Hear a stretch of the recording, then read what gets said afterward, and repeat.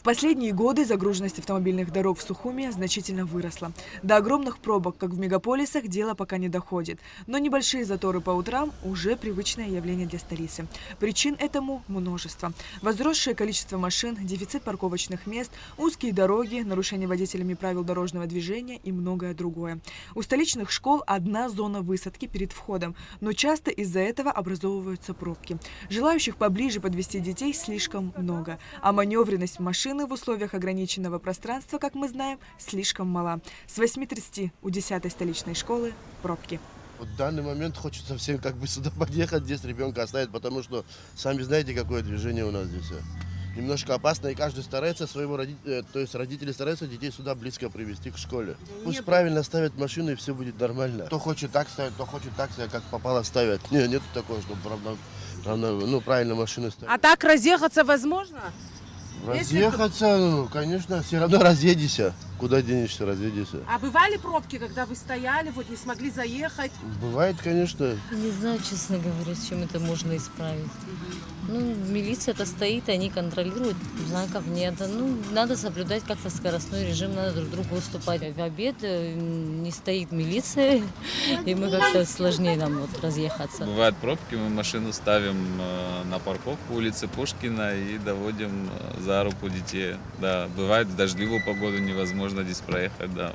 Здесь сложно вообще с проездом, да, в этом плане. И иной раз, да, приходится ставить машину подальше.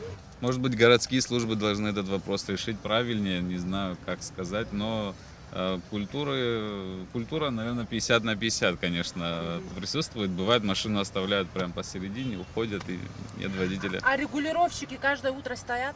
Да, практически каждое утро, да. Они в помощь водителям? Да, конечно. Даже при наличии парковочных мест водители порой оставляют автомобили где попало и как попало. Умудряются парковаться на тротуарах и пешеходных переходах, загораживая проезд и обзор на перекрестках, при этом зная, что нарушают правила дорожного движения. Наша съемочная группа продолжила работу и в первой столичной школе. На удивление, машин здесь было немного, и разъехаться было несложно. А вот какая здесь была ситуация днем ранее. Видео прислали родители учащихся.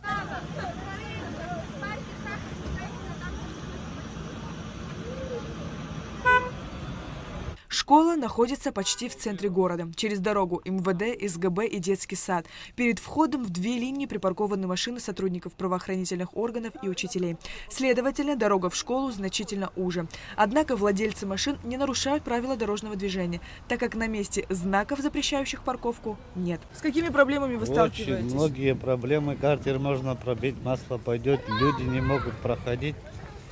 Очень плохое положение. Какой выход вы видите из Выход положения? сделать дорогу, обратиться к вышестоящим, и чтобы они помогли. Где ваша машина сейчас стоит?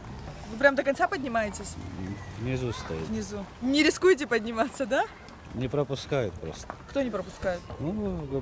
Которые проезжают, спускаются. Родители. Да. Паркуются не в том месте, нарушают все.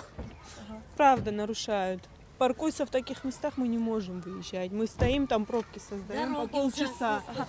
С утра сложнее или вот когда вы И забираете? утром, и вечером. Мне кажется, проще вообще, чтобы машины сюда не заезжали.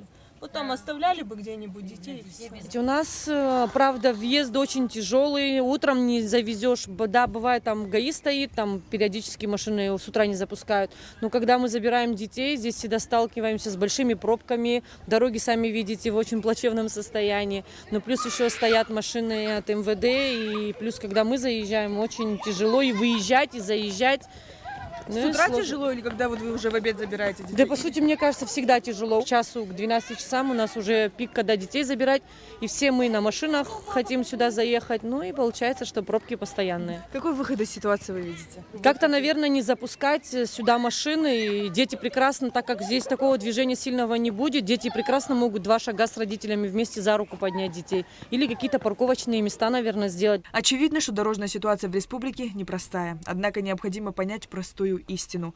Культура вождения и безопасность на дорогах зависит от каждого из нас. Сария Кварацхеля, Заур Кварчия, Алексей Баструков, Абхазское телевидение.